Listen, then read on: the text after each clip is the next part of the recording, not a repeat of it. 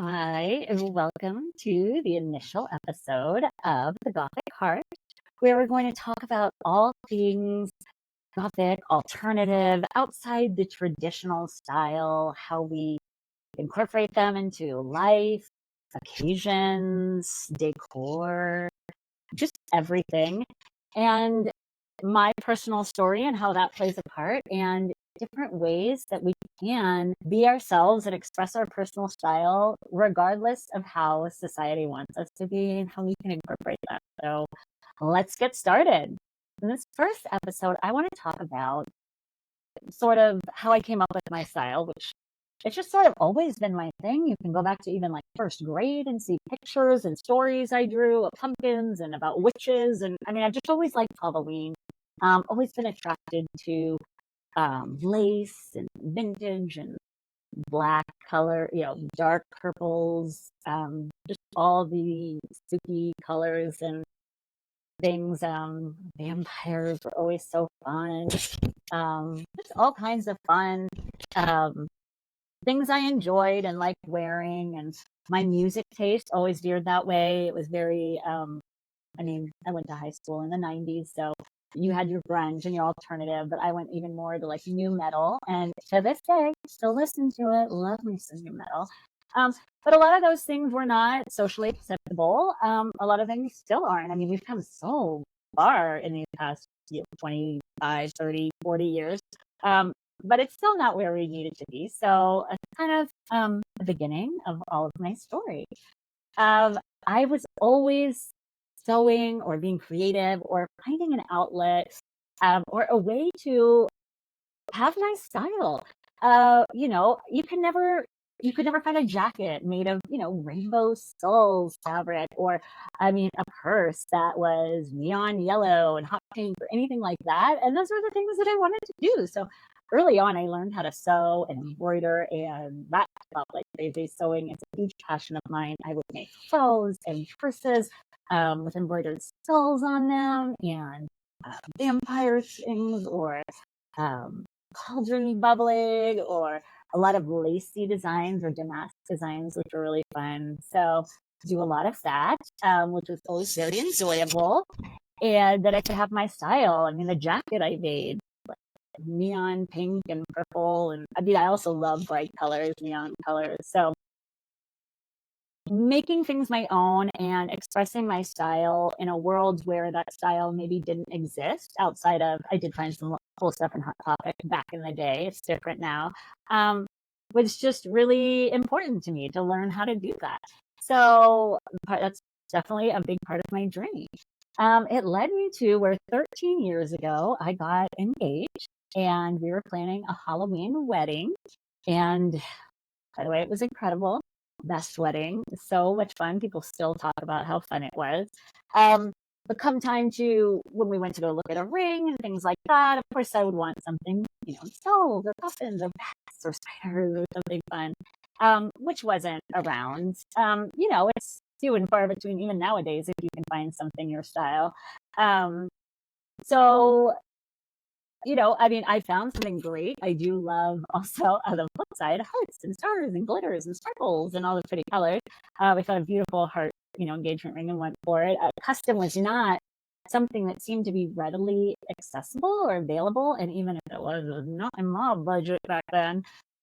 So, I love my ring. I love what we ended up with, but it's still, when you think back to it, like what I was looking for was not available. Something that, would truly express the style I was going for, especially with our Halloween wedding, did not exist. It wasn't there. And it wasn't something I could just sew up, but like I've been sewing, clothes or bags or home decor or blankets or quilts or whatever. So, that just was a big, not quite turning point in my story, but it was something. At that time, I was a courtroom attorney. I was a criminal defense attorney in Los Angeles area, and I was in the courtroom all the time. So there was no heavy, fun, black makeup, glitter everywhere, my skull earrings and jewelry, none of that, right? I was wearing pearls. I was wearing a suit every day. I credit that time from being like where in my head, I almost created the first piece of jewelry that I made. It was just a vision in my head at that point of a way to I could have my style, but like it would still be courtroom accessible, so it wouldn't have been obvious. And I'd credit that time for like my first jewelry design or my first fun design. But fast forward several years, I didn't start designing jewelry or anything then. I had my first child, and I took off my rings for pregnancy. And then about 6 weeks postpartum, I really wanted to put them back on. So I shoved them on. How sewed even is. They were totally stopped. My finger was swelling. Couldn't get them off. Followed like every tutorial we could find on the internet, and we had to cut them off. And at that point, I was like, why have I been dancing around anything like this? Why have I been, not learning everything I could about, jewelry and all the other things I wanted to explore, but I've already learned sewing and can express myself that way. So I decided to start learning back then. I just on the side, learning about jewelry, meeting with instructors, mentors, vendors, all sorts of things. I ended up moving to Colorado shortly after that. For a large part of my journey to a place in Colorado, and I never took the bar, so it was my past life where I was an attorney. I ended up going back into corporate management world. I had used to be in cosmetics. I was a fashion merchandising undergrad. I had a master's in business as well. So I had always been very management and operations focused. So it was an easy thing to fall back into in working in Colorado. But still, I was always learning this stuff, just like I had learned my sewing and figuring out the best ways to do things. Last year, there was a lot of things going on with my family life, with my children and my parents' health, especially where I was like, I'm going to have to leave this, 6 a.m. to 8 p.m. every day job, traveling all around to different offices, working my butt off. It was good for that time, but it didn't give me the flexibility I needed to be able to take care of my parents who lived in another state and, the extra needs that my children were starting to have. So I ended up quitting work. And that's when I finally decided, why are we dancing around this? Like, let's go full blast. Let's launch. So we launched, it was me. My husband, gave me the push I needed. Launched Amity Alexandra Jewelry Design. And I made it my mission for people to not have to experience what I went through. So my mission is that people do not have to compromise their personal style, and that custom jewelry is accessible to everyone. So the exact opposite of my experience when I went to get my engagement ring, it was my personal style did have to be compromised. I mean, I love what I got with the hearts and things, but it wasn't what we truly had started to look for. And I was not able to custom if we could do custom back then. It was, way out of budget, right?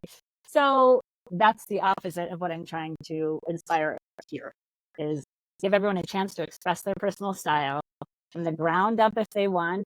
Or, if you want to just tweak a few things on a design you like, just add some personal meaning and story to you. I get it. I have so much inherited jewelry, as a lot of people do, family jewelry passed down from generations that just, sits in a drawer or gets in a safe. And, we look at it every once in a while and, we love the memories and stuff, but we're not going to ever wear it. So let's transform it. Let's make it into something you can wear. Keep those memories with you every day. Enjoy it always.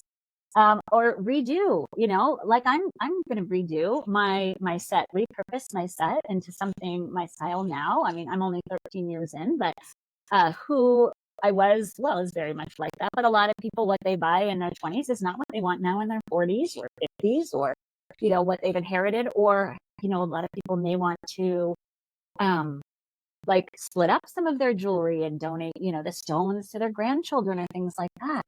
But most importantly, for people in maybe my courtroom situation, we can make stuff that still expresses your style. Same with clothes and your personality, but still fits within societal norms if necessary. What I always think is, gosh, I wish I should have known the show, but one of those like NCIS or CSI shows where one of the scientists was a little Gothic, but she was just genius and knew all of her stuff, and she was the best at her job. So, it didn't matter her look and, she was still hired. And I love that vibe and that feel. But in today's world, if you show up to an interview like that, the chances of you being hired as, a high, scientist or anything are pretty much go downhill. I mean, appearances still matter as much as we wish they didn't. So it's all about, that's what we're going to explore in this podcast, is how we can combine the two, and break out and open up people's minds and still be able to express our style and not have those people who, I even remember in high school, I was a cheerleader and we were on the bus to a game, and one of the other cheerleaders, or I'd been listening to some music, I don't know, like Gravity Bills or I don't know, Go Gothic something. And she was just like, it's just a phase. You're just rebelling. You'll start listening to, back then Britney Spears had just come out and all of that. And it always hit me weird and not a phase. I still listen, love, do all those things. Go to my shows, do the same style. Love me some lace, love me some dark Gothic colors. Yeah, it's here to stay. I'm in my 40s. It's not going anywhere. So I know there's a lot of you out there where, even though it's not going to be the same style, but you've got something alternative that you like. And, we're not going to be talking about jewelry all the time, but it's going to be how you can, express yourself in society, how we can break out of the norms, how we can even find vendors or people or companies that will do the things that you're looking for. Like if you want a special piece of decor or flowers, or how to plan, a Gothic themed event. I mean, I got to tell you, finding all my stuff back in the day, I mean, even now, it's not easy. The event industry, wedding industry, all those things, they're not meant for those resources. They don't just have them in their pocket. So we're going to find them for you. We're going to talk DIYs, all kinds of fun things that can be done. And we'll be a community together, and we'll talk about it. We'll learn it together. And I'm just so excited for this ride. So I'd really love to know if you've ever had something similar in experiences, or where you'd wanted something that you couldn't find and hunted down, or if you have a sort of a tendency to like that alternative lifestyle, but other people don't understand it or anything. I'd love to hear your stories, because I've been in the same boat, and we don't need to be alone. So we'll hear from you soon, and I can't wait to see you guys next time. So follow, like, subscribe, all the things, so that all of our fellow alternative Gothic style lovers, personalities can find us, all right? And become part of our community. All right, we'll see you next time.